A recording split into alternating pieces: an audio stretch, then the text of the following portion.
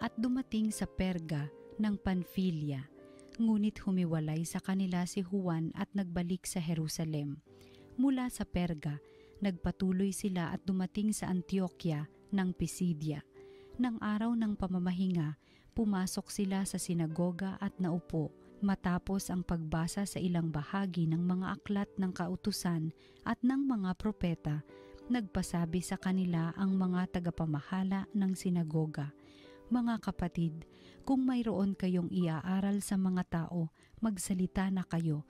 Kaya tumayo si Pablo at sinenyasan silang tumahimik.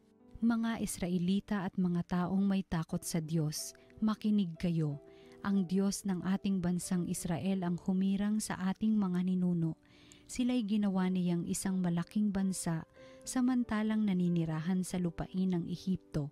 Inilabas doon sa pamamagitan ng kanyang dakilang kapangyarihan at pinagtiisan sa ilang sa loob ng halos 40 taon. Pagkatapos niyang lipulin ang 7 bansa sa lupain ng Kanaan, ipinagkaloob sa kanila ang lupain ng mga iyon sa loob ng halos 450 taon. Pagkatapos, sila'y binigyan niya ng mga hukom hanggang kay Propeta Samuel. Nang humingi sila ng hari, ibinigay sa kanila ng Diyos ang isang lalaki mula sa lipi ni Benjamin, si Saulo na anak ni Cis. Naghari si Saulo sa loob ng 40 taon at nang siya'y alisin ng Diyos, inihalili si David upang maghari sa kanila. At ganito ang patotoo ng Diyos tungkol sa kanya. "Natagpuan ko kay David na anak ni Jese ang lalaking nakalulugod sa akin, isang lalaking handang tumupad sa lahat ng iniuutos ko. Mula sa angkan ng lalaking ito, ipinagkaloob ng Diyos sa Israel si Jesus, ang kanyang ipinangakong tagapagligtas. Bago siya dumating, ipinangaral ni Juan sa buong Israel na dapat nilang pagsisihat talikdan ang kanilang mga kasalanan at pabinyag. Nang matapos na ni Juan ang kanyang gawain, sinabi niya sa mga tao, 'Sino ba ako sa akala ninyo? Hindi ako ang Kristo, ngunit siya'y darating na kasunod ko. At hindi ako karapat-dapat kahit taga-alis ng panyapak.'" Ang salita ng Diyos.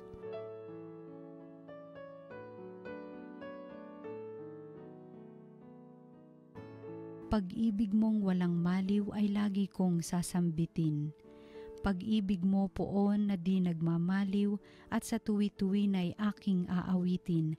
Ang katapatan mo'y laging sasambitin.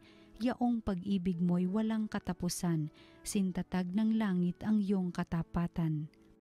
Pag-ibig mong walang maliw ay lagi kong sasambitin. Ang piniling lingkod na ito'y si David, aking pinahira ng banal na langis, kaya't palagi ko siyang aakbayan at siya'y lalakas sa aking patnubay. Pag-ibig mong walang maliw ay lagi kong sasambitin. Ang pagtatapat ko't pag-ibig na wagas ay iuukol ko't aking igagawad, at magtatagumpay siya oras-oras. Ako'y tatawaging Ama niya't Diyos, tagapagsanggalang niya't manunubos. Pag-ibig mong walang maliw ay lagi kong sasambitin. Ang mabuting balita ng Panginoon ayon kay San Juan. Nang mahugasan na ni Jesus ang mga paa ng kanyang mga alagad, sinabi niya sa kanila, "Sinasabi ko sa inyo, ang alipin ay hindi dakila kaysa kanyang Panginoon, ni ang sinugo kaysa nagsugo sa kanya. Kung nauunawaan ninyo ang mga bagay na ito at inyong gagawin, mapapalad kayo. Hindi para sa inyong lahat ang sinasabi ko.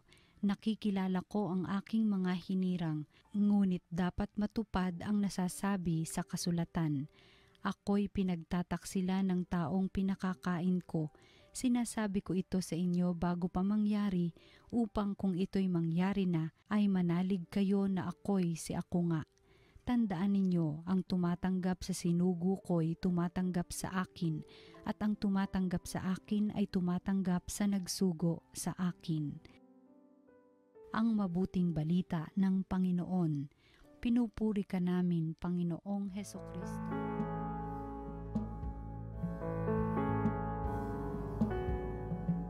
Magandang araw po mga kapatid kay Kristo at Happy Easter po sa inyong lahat.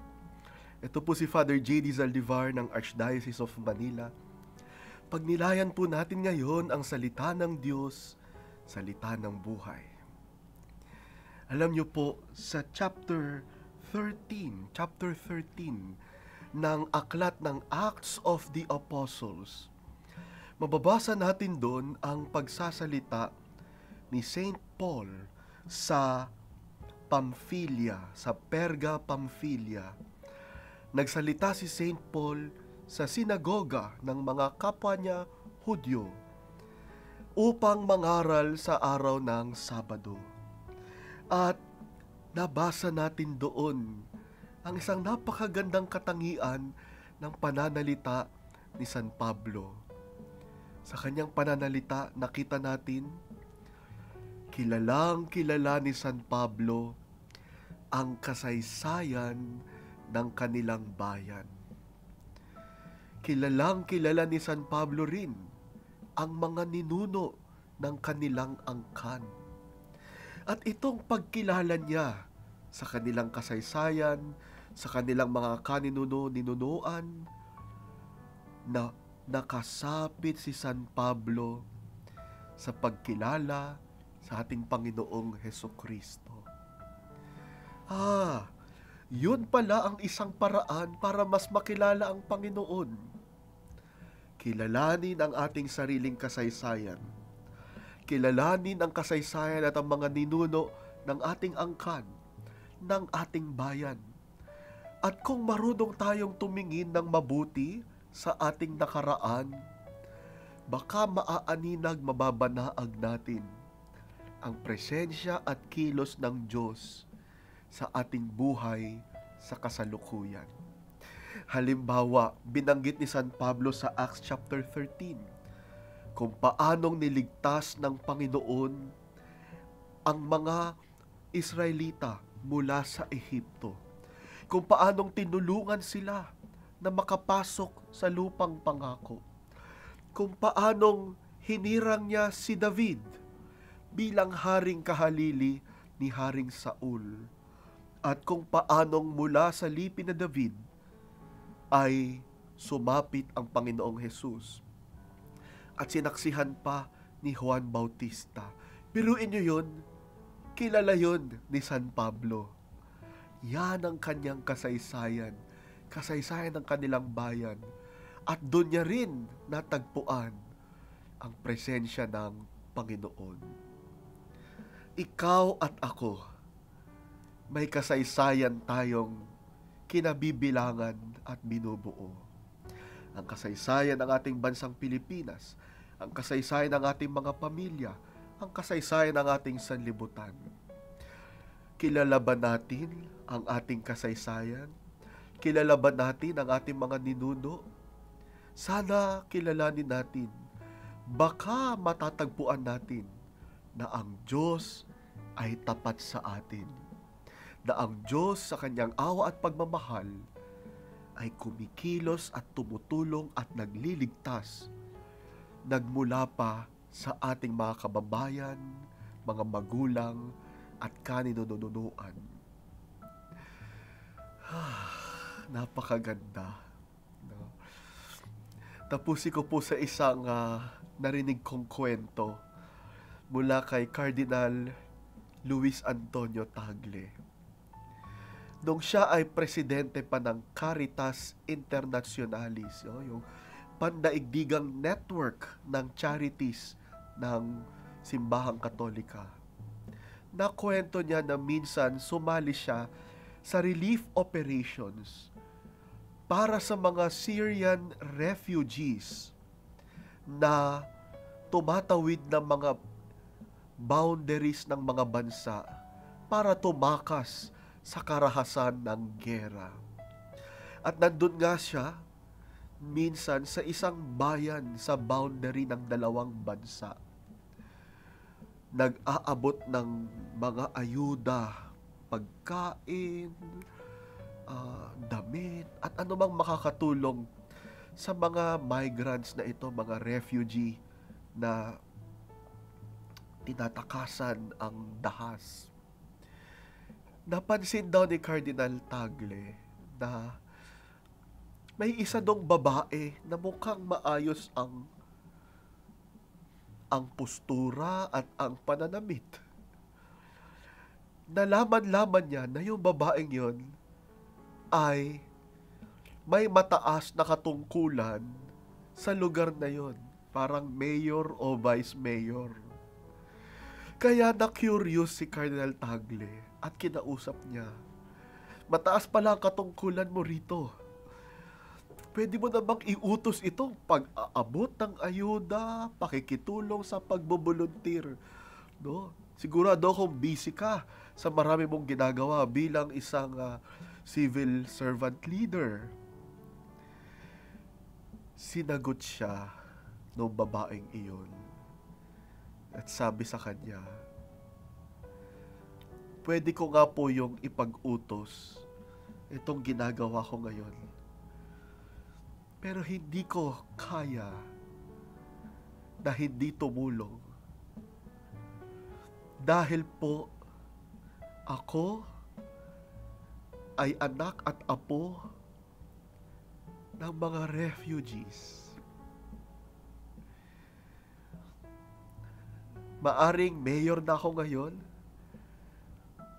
pero ang mga pinanggalingan ko ay refugees. May refugee sa DNA ko.